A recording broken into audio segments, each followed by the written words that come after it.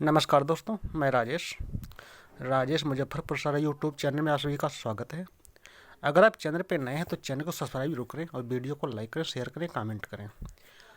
आज हम जिन महापुरुष की बात करने जा रहे हैं, बहुजन महानायक काशीराम जी के विषय में।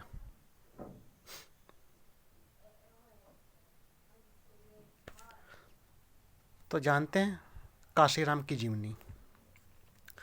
तो बाबा साहब डॉक्टर अम्बेडकर के वैचारिक आंदोलन को मूर्त रूप प्रदान करने वाले, सामाजिक व राजनीतिक क्रांति के द्योतक, एक राष्ट्रीय पार्टी के संस्थापक, युग परिवर्तक, बहुजन समाज के महानायक, मान्यवर काशीराम जी इस देश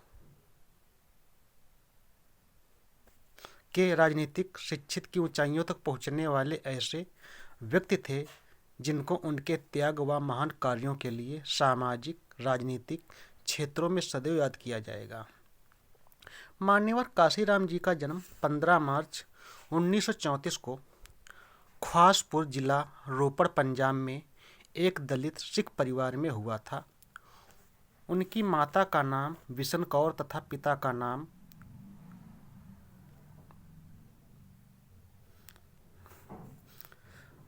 हरि सिंह था। अपनी शिक्षा पूरी करने के बाद काशीराम जी सन 1958 में DRDO के central institute of military explosive Poona में वैज्ञानिक पद पर नियुक्त हो गए। इस समय तक काशीराम जी अविवाहित थे, यानी उनका विवाह नहीं हुआ था। काशीराम जी का व्यक्तित्व साधारण नहीं था, बल्कि उनका बहुआयामी व्यक्तित्व बहुत ऊंचा था। वे एक अर्थशास्त्री, राजनीतिक, समाजशास्त्री, इतिहासवेत्ता, दार्शनिक तथा भविष्यवक्ता थे। इस सब विशेषताओं के होने पर भी काशीराम जी एक समाज सुधारक के रूप में ज़्यादा विख्यात हैं। धार्मिक सुधार के लिए भी उन्होंने जनमानस को जागृत किया। सामाजिक, धार्मिक व राजनीतिक सभी क्षेत्रों में उन्होंने काम किया। उनके द्वारा योजनाबद्ध तरीके से लगातार सामाजिक आंदोलन व परिवर्तन के द्वारा कम ही समय में एक मजबूत सामाजिक संगठन वामसेप तथा एक राष्ट्रीय पार्टी बहुजन समाज पार्टी को खड़ा कर देना 20वीं सदी का एक जीता जागता उदाहरण है। दलित वर्ग, कमजोर, पिछड़ों तथा अल्पसंख्यक वर्ग के लोगों को सोशल इंजीनियरिंग द्वारा जोड़कर बहुत समाज पार्टी जैसे संगठन की स्थापना करना, असंभव को संभव करने दिखाने का महान कार्य काशीराम जी ने किया। बहुजन समाज पार्टी के केवल एक राजनीतिक पार्टी ही नहीं, बल्कि यह सामाजिक व राजनीतिक आंदोलन भी है। इस बड़े मुकाम तक पहुंचने की पृष्ठभूमि की चर्चा करें। बात वर्ष 1964 की है। काशीराम जी कार्यालय के मैनेजमेंट ने वर्ष 1965 के लिए सरकारी छुट्टियों का निर्धारण करते समय बुद्ध पूर्णिमा तथा अंबेडकर जयंती की छुट्टियां निरस्त करके उनके बदले दिवाली की छुट्टियां बढ़ा दी।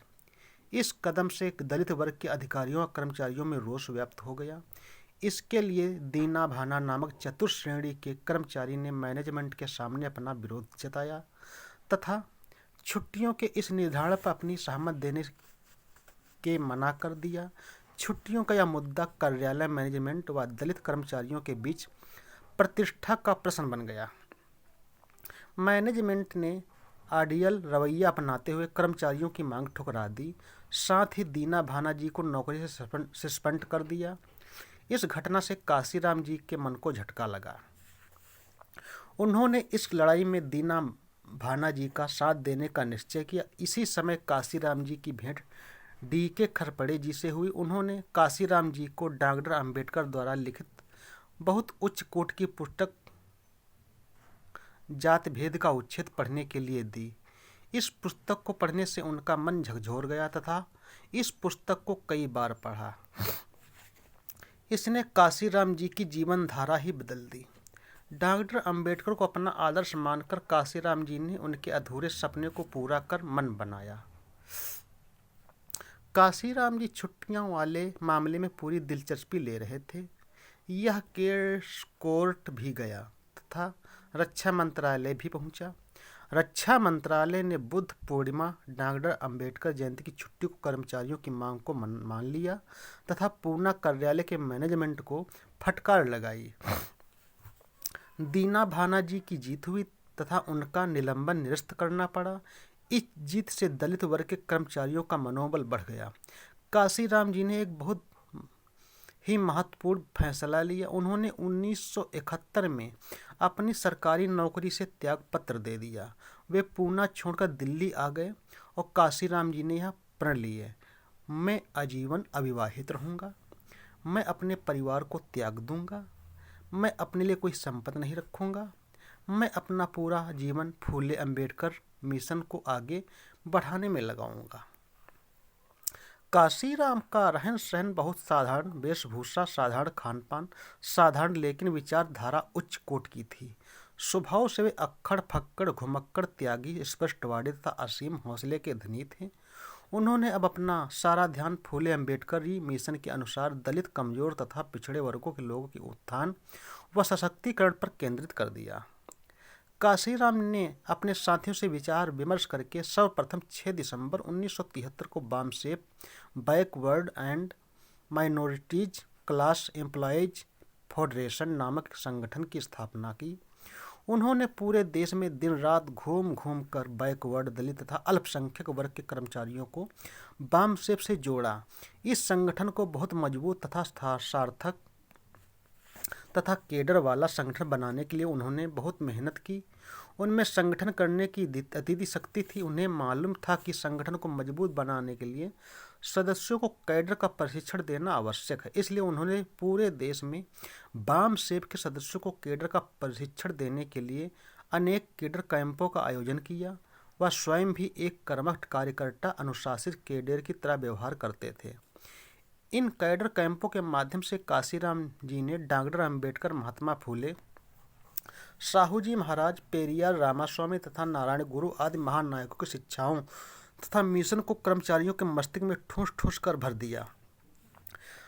साथ ही डॉक्टर अंबेडकर की इच्छा वाला मंत्र पे बैक टू सोसाइटी का भी भरपूर प्रचार किया तथा कर्मचारी वर्ग को इस पर अमल भी करने के लिए प्रेरित किया। काशीराम जी ने कैडर के लिए आवश्यक अनुशासन, नियम तथा दिशा निर्देश निर्धारित कर दिए। इस प्रकार उन्होंने पूरे देश में लाखों कर्मचारियों का कैडर वाला मजबूत संगठन बामसेफ खड़ा कर दिया, जिसकी कैडर वाले संगठन की पहचान बन गई, जो आज तक कायम है। बामसेफ का मुख्य बुद्धिजीवी सेल अर्थात ब्रेन मस्तिष्क का काम करना था और इसे गैर राजनीतिक, गैर धार्मिक तथा गैर आंदोलनकारी संगठन रखा गया। इसके बाद काशीराम जी ने 6 दिसंबर 1981 को दलित शोषित समाज संघर्ष समिति DS4 नामक संगठन की स्थापना की। इस संगठन को उद्देश्य धरना प्रदर्शन तथा संघर्ष संबंधित कार्यों में भाग लेना था। बामसेफ तथा DS4 दोनों ही संगठन भली भांति अपना अपना काम करने लगे। इसके बाद काशीराम जी ने फूले अम्बेडकरी मिशन को अधिक शक्ति और गति प्रदान करने के लिए और इस आंदोलन को और आगे ले जाने के लिए राजनीतिक दल की आवश्यकता महसूस की। अब उनके मन में यह बात बड़े जोर से चल रही थी कि हमारे लोगों को अब लेने वाला नहीं है बल्कि देने वाला बनाना है। अब अपना राजनीतिक दल बनाकर चुनाव में टिकट बांटेंगे, ना कि टिकट मांगने वाले। इसी ध्येय के साथ काशीराम ने 14 अप्रैल 1984 को बहुजन समाज पार्टी नामक राजनीतिक दल की स्थापना की। काशीराम जी के निर्दोन में कार्यकर्ताओं की कड़ी मेहनत से बसपा आगे बढ़ने लगी और कम समय में उसकी पहचान स्थापित हो गई। काशीराम जी ने कमाल की सोशल इंजीनियरिंग अपनाई। इसके द्वारा उन्होंने अनुसूचित जाति, जनजाति, पिछड़े वर्ग, अल्पसंख्यक वर्ग तथा अनेक अगड़ों को भी बसपा से जोड़ा। अधिक से अधिक लोगों को जोड़ने के लिए काशीराम ने ये कुछ नारे दिए। वोट हमारा, राज तुम्हारा नहीं चलेगा। दलित व पिछड़ों को भी देश का हुक्मरान बनना है। अपने समाज को बिकाऊ समाज नहीं बनने देना है। बसपा को एक वोट एक नोट दो। हमारे लोग गरीब व साधनहीन हैं, इसलिए प्रचार के लिए, आंदोलन के लिए अपने छोटे छोटे साधनों को बड़े पैमाने पर प्रयोग में लाओ। हम टिकट मांगने वाले नहीं बल्कि टिकट देने वाले बनेंगे। हम मजबूर सरकार नहीं बल्कि मजबूर सरकार चाहते हैं। हम देश में बाबा साहब के सपनों को साकार करने के लिए समतामूलक समाज की स्थापना करेंगे। हमको शासन प्रशासन तथा देश के सभी संसाधनों में भागीदारी लेनी है। हम बाबा साहब द्वारा बनाए गए संविधान की रक्षा करेंगे तथा उसके साथ किसी को छेड़छाड़ नहीं करने देंगे। हम मंडल कमीशन की रिपोर्ट के अनुसार अन्य पिछड़ों वर्ग के लोगों के लिए भी आरक्षण लागू करवाएंगे। इस प्रकार काशीराम जी की सोशल इंजीनियरिंग तथा उनकी अद्भुत संगठनकर्ता क्षमता रंग लाने लगी और बसपा दिन दिन मजबूत होती चली गई। चुनाव में बहुजन समाज पार्टी के विधायक तथा सांसद जीतने लगे। सन 1993 में समाजवादी पार्टी तथा बसपा ने मिलकर एक उत्तर प्रदेश में चुनाव लड़ा और बहुमत प्राप्त करके सरकार बनाई। यह काशीराम जी की पहली बड़ी जीत थी। इसका श्रेय भी काशीराम जी को ही जाता है। काशीराम जी स्वयं 1991 में इटावा से उपचुनाव में पहली बार लोकसभा सांसद चुने गए। इसके बाद वे राज्यसभा के सदस्य चुने गए। काशीराम जी ने 27 अगस्त 1997 को भारत की आज़ादी की गोल्डन जुबली 50वीं वर्षगांठ के अवसर पर राज्यसभा में अपने भाषण में कहा, हमारे देश में अंग्रेजों के राज में जो कल्चर रिवोल्ट सांस्कृतिक परिवर्तन देश के कोन कोन में नज़र आता है, पिछले 50 सालों में हमने उसका कोई नोट नहीं लिया, बल्कि उल्टे उसे दबाने की कोशिश की जाती रही है। इसके दुष्परिणाम आज देश भुगत रहा है। महाराष्ट्र में 1848 से 1956 तक रिवोल्ट चलता रहा। 1848 से 1891 तक महामना ज्योतिबा फूले, 1892 से 1922 तक साहूजी महाराज तथा 1922 से 1956 तक डॉक्टर अंबेडकर देखरेख में चला।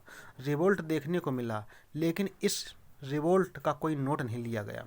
गांधी जी ने 1932 में कम्युनियन अवार्ड में अनुसूचित जाति जनजाति के लोगों को मिले पृथक निर्वाचन के अधिकार के विरुद्ध आमरण अनशन किया और यह अधिकार छीन लिया। इसके बाद डॉक्टर अंबेडकर ने वायसराय की कार्यकारी परिषद में श्रम मंत्री रहते हुए 1942 में अंग्रेज सरकार के सामने अनुसूचित जाति जनजाति के लोगों के लिए पृथक व्यवस्थापन दिल्ली की मांग रखी। डॉक्टर अंबेडकर ने कहा, हमारा पृथक निर्वाचन का अधिकार छीन लिया गया। अलग देश हम मांग नहीं रहे। देश में बहुतायत में पड़ी कृषि भूमि और कृषि के उपयोग में न आने वाली बहुत भूमि उपलब्ध है। भूमिहीन लोग ही भूमि के अलग अलग पैकेट्स बनाकर या इन भूमिहीन लोगों को दे दी जाए।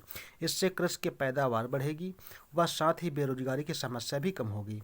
अंग्रेज सरकार ने अंबेडकर की इस मांग को मानकर उसे पूरा करने का वायदा भी किया था, लेकिन बाद में देश आज़ाद हो गया और अंग्रेज सरकार चली गई। यह मांग डॉक्टर अंबेडकर ने कानून मंत्री रहते हुए प्रधानमंत्री जवाहरलाल नेहरू के सामने भी रखी। सिद्धांत रूप से सहमत होते भी अन्य कारणों से नेहरू जी ने ऐसा करने से मना कर दिया। अन्य उदाहरण भी हैं। इस प्रकार इस कल्चर रिवोल्ट का ना कभी नोट लिया, ना ही उन पर कुछ काम किया।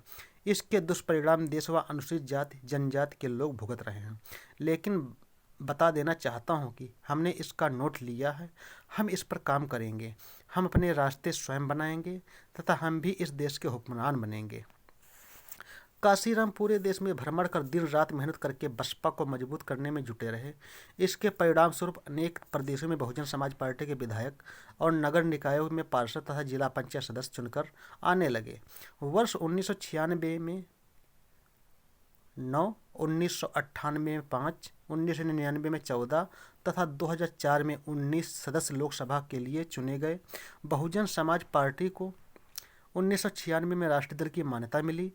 1995, 1997 तथा तीसरी बार 2005 में बहन कुमारी मायावती के नेतृत्व में उत्तर प्रदेश में गठबंधन की सरकार बनी। इसी क्रम में सन 2007 में मायावती के नेतृत्व में बहुजन समाज पार्टी की उत्तर प्रदेश में बहुमत के साथ अपनी सरकार बनी। काशीराम जी की ये उपलब्धि जिन्हें देखकर राजनीतिक पंडित भी भौचक्के रह गए। काशीराम जी का बनाया हुआ कारवां निरंतर आगे बढ़ता जा रहा है। काशीराम जी के आंदोलन तथा उत्तर प्रदेश में बनी बसपा सरकार का यह करिश्मा हुआ कि देश में अनुसूचित जाति जनजाति के लोगों को गुलामी का एहसास हो गया। वे अपने अधिकारों व ताकत को समझने लगे और उनका मनोबल और बढ़ चुका है। ये लोग सवर्णों द्वारा अत्याचार को सहन नहीं कर पा रहे हैं, इसका विरोध भी कर रहे हैं तथा अपने स्वाभिमान को समझ रहे हैं और उसके लिए लड़ भी रहे हैं। बाबा साहेब के सपनों को ही साकार करने की कड़ी में मान्यवर काशीराम जी ने 6 मई 2002 को आरक्षण के शताब्दी महोत्सव पर 14 अक्टूबर 2002 को धम्मचक्र प्रवर्तन दिवस नागपुर में तथा बहुजन समाज दिवस 15 मार्च 2003 को बम्बई दादर के शिवाजी पार्क में विशाल रैली में यह घोषणा की कि हम धम्मचक्र प्रवर्तन की गोल्डन जुबली के अवसर पर 2006 में कई करोड़ लोगों के साथ बुद्ध की धर्म शिक्षा ग्रहण करेंगे। लेकिन दुखद वर्ष 2003 में मान्यवर मस्तिष्क आघात के कारण गंभीर रूप से पीड़ित हो गए। उनका सार्वजनिक जीवन बहुत सीमित हो गया। 9 अक्टूबर 2006 को नई दिल्ली में 72 वर्ष की आयु में मान्यवर काशीराम जी का उनके आवास हुमायूं रोड नई दिल्ली पर परिनिर्वाण हो गया। दिल्ली में ही निगम बोध घाट पर उनका दाह संस्कार हुआ। उनकी वसीयत के अनुसार ही बहन कुमारी मायावती ने उन्हें मुखाग्नि दी। उनके निधन की खबर पूरे देश में जंगल की आग तरह फैल गई। देश के अनेक प्रदेशों से उनके अनुयायी अपने नेता के अंतिम दर्शन के लिए दिल्ली पहुंचे। उनके आवास पर उनके अंतिम दर्शन के लिए बहुत भारी भीड़ जमा हो गई, जिसे नियंत्रण करने के लिए दिल्ली पुलिस को बड़ी मशक्कत करनी पड़ी। निगम बोध घाट पर लाखों की भीड़ में जमा थी। तमाम मीडिया और चैनल्स वाले उनके दाह संस्कार को कवर करने के लिए मौजूद थे। निगम बोध घाट और आसपास की सड़कों पर ट्रैफिक को बंद कर दिया गया था। मान्यवर काशीराम जी के पूरे जीवन का आकलन करें तो हम पाते हैं जो उन्होंने कहा सो किया। उन्होंने विवाह किया, ना अपने पैतृक घर गए, यहाँ तक कि अपनी माता जी की मृत्यु पर भी नहीं कोई संपत्ति नहीं बनाई, और जीवन पर फूले अम्बेडकर के मिशन को आगे बढ़ाने में समर्पण भावना से अथक दिन रात लगे रहे और करके भी दिखाया। काशीराम जी के जीवन तथा महान कार्यों से सभी को प्रेरणा लेनी चाहिए। बाम सेब DS4 तथा बहुजन समाज पार्टी के संस्थापक महानायक मान्यवर काशीराम जी को सशद नमन। आज के साथ इतना ही। अब फिर हम मिलेंगे अगले वीडियो में। तब तक के लिए नमस्कार।